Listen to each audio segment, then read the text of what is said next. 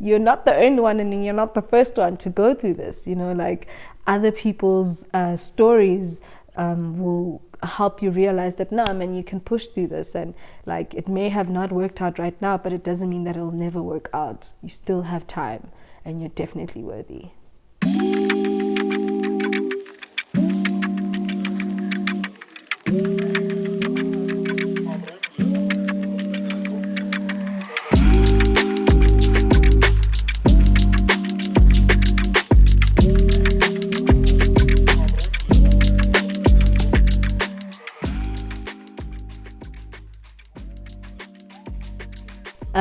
Okay, cool. So when I think cringe, I think shame, I think dark parts of myself that I'm not very comfortable sharing, parts of myself that make me feel like, that decreases my self-worth and makes me feel like I'm not worthy. And this has shown up in my life through my career. I was very comfortable in the corporate space. I was very comfortable working for someone else, because you already know these are the expectations. If you do this, it's gonna work out, and it was easier for me to grow in that way. But as soon as I went the entrepreneur and like started building my own business and leaving the comfort of a 9-to-5 and a secured salary, that's when things started like getting really challenging, and I wasn't making as enough money as I thought I'd be making.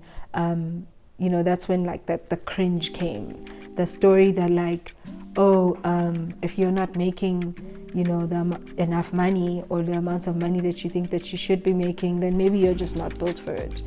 And yeah, I think that's how shame showed up for me.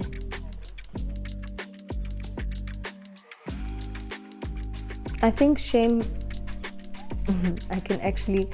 I'm thinking back to a moment where I was sitting with some people that had been in business for a while, and they were sharing their success stories. And in that very moment, I was facing a moment like the failure moments of the business life. And I remember feeling like, oh no, like you can't share that part of yourself, because right now we're talking about successes, and you're not successful right now, so you can't jump into the conversation. Don't be vulnerable. This is a happy space. Don't contaminate the space with your reality.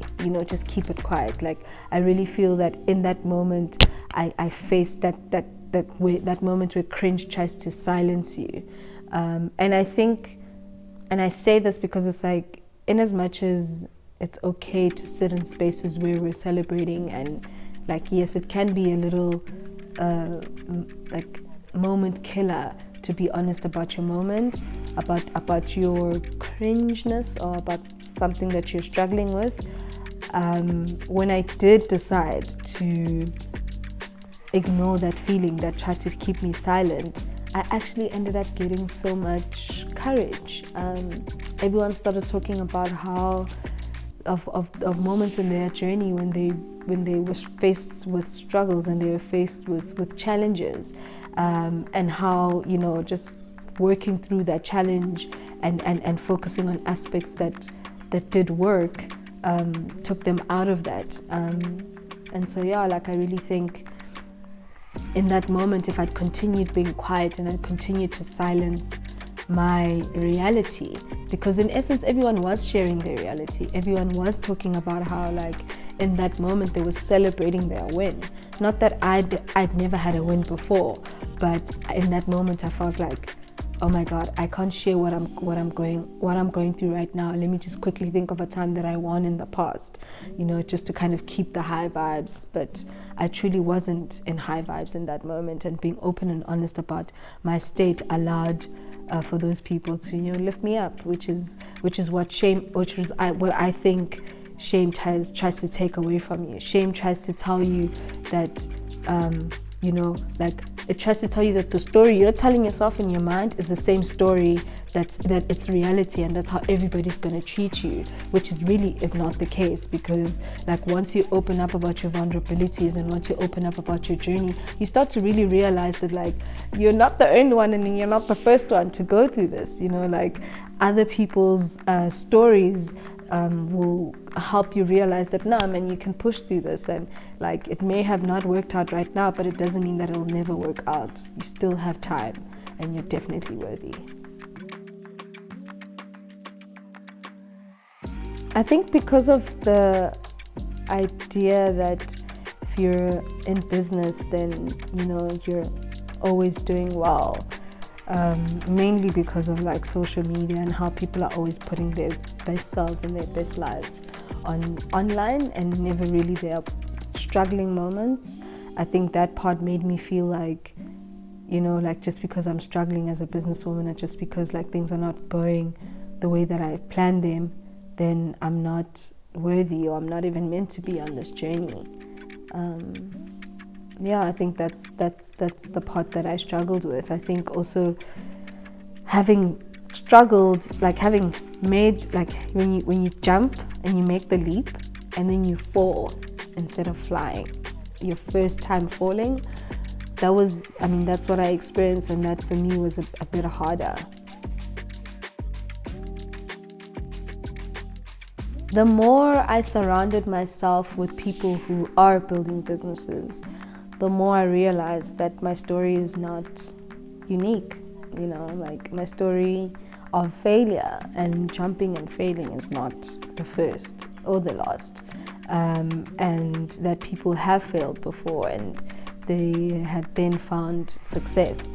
And so I started really just being in spaces that I felt were safe enough for me to express what I was going through, and not only express it to people that haven't walked the journey or don't understand it, but talk to people rather that have walked the journey or are walking the journey, and be inspired by that.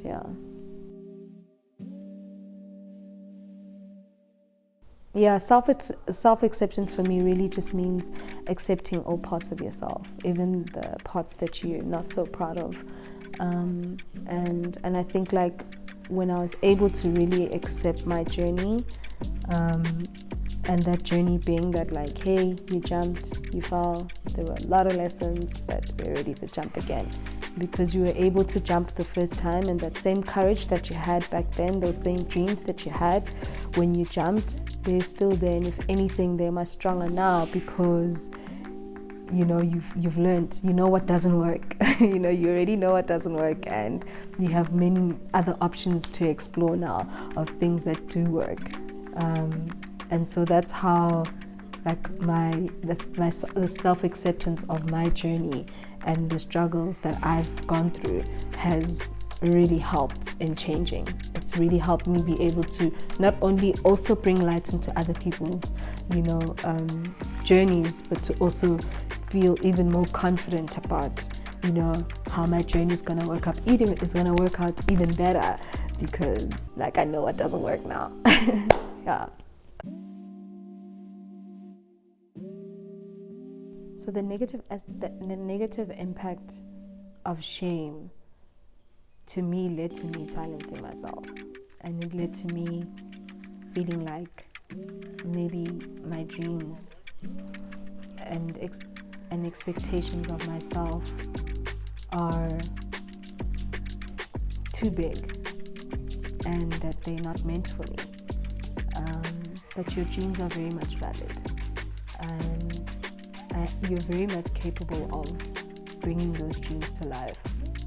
Are you going to have lessons? Are you going to fail here and there? Definitely you're going to have lessons. Definitely you're going to fail.